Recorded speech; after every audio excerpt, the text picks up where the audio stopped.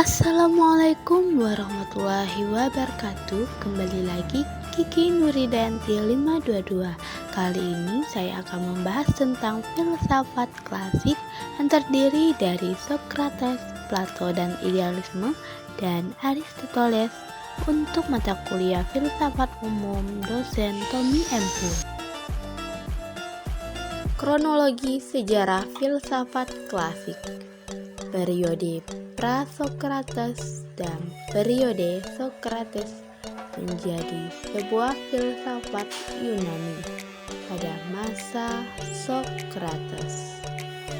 Plato adalah filsuf matematikawan para akademi Platonik yang merupakan murid dari Socrates.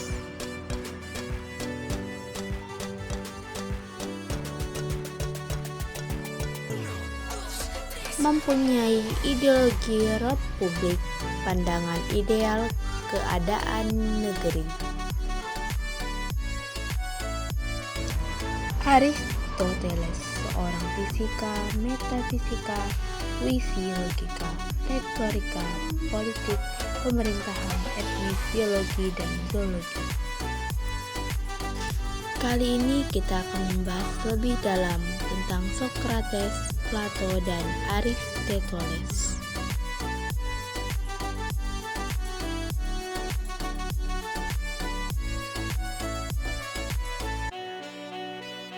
Aristoteles merupakan filsuf pertama yang melakukan sistematisasi filsafat yang komprehensif meliputi etika, estetika, politik, metafisika, logika, dan sains.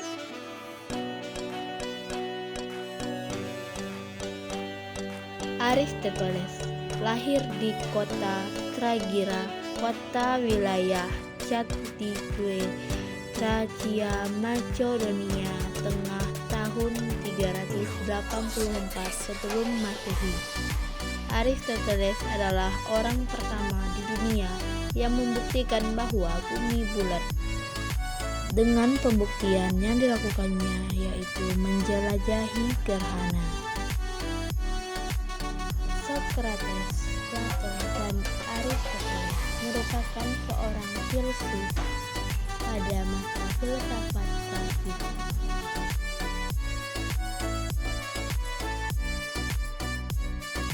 Aristoteles mempunyai seorang ayah yang bernama Nicomacheus, adalah seorang tabib pribadi Raja Amnitas III dari Macedonia. Periode Socrates. Filsuf ternama di periode ini yaitu Socrates, Plato, dan Aristoteles. Socrates dinamakan karena ia adalah mengembangkan sistem penalaran kritis untuk mengetahui bagaimana hidup dengan benar dan untuk membedakan antara benar dan salah. Dikenal sebagai puncak keemasan kajian filsafat atau The Great Nicholas Era of Philosophy.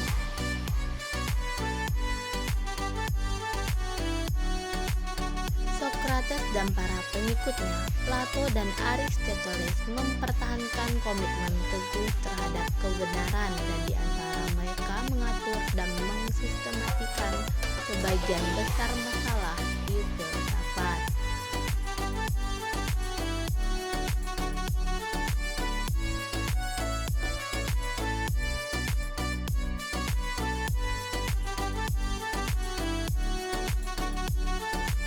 Socrates mengemukakan metode dialektis Accentus atau pemeriksaan silang identik dengan nalar induktif yang kemudian disebut dengan metode Socrates. Disebut juga metode eliminasi hipotesis negatif karena hipotesis yang lebih baik ditemukan dengan mengidentifikasi dan menghilangkan hipotesis yang mengarah pada kontradiksi.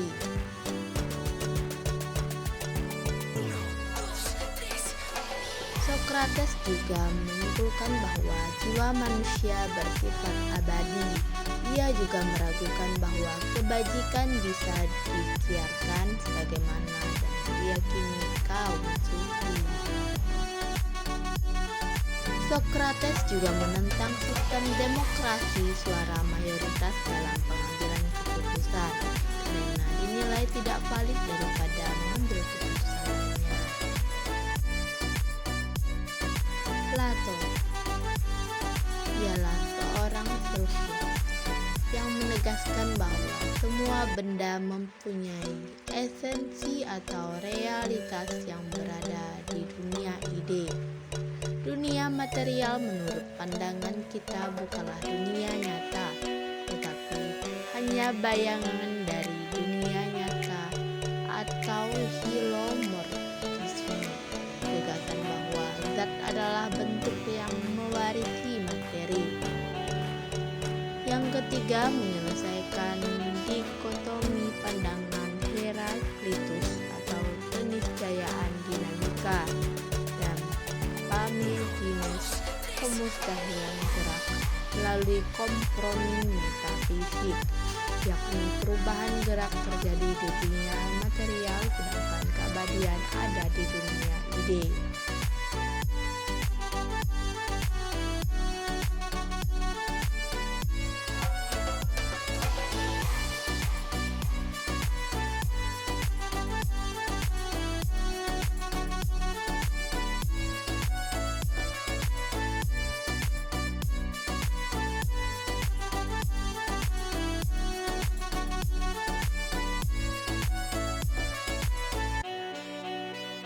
Dan ia juga menyimpulkan bahwa jiwa manusia terdiri atas 3 aspek, yaitu rasio, emosi, dan nafsu.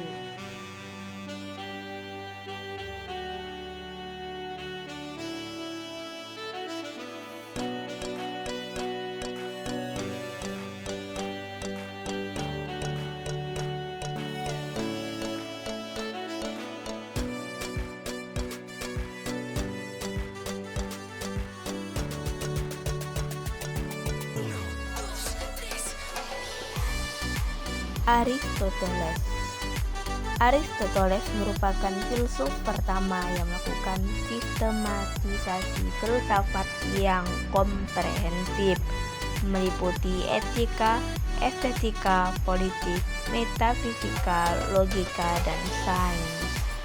Inti dari logika Aristoteles merupakan syllogisme atau nalar deduktif, yaitu pengambilan kesimpulan dari 2 premis lain yang saling berimplikasi.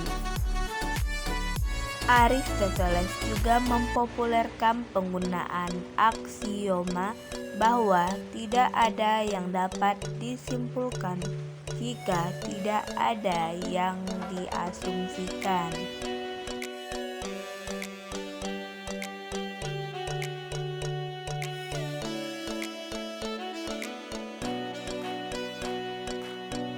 Konsepsi Aristoteles tentang hilomorfisme berbeda dari Plato karena ia berpendapat bahwa bentuk dan materi adalah satu kesatuan yang tak dapat dipisahkan.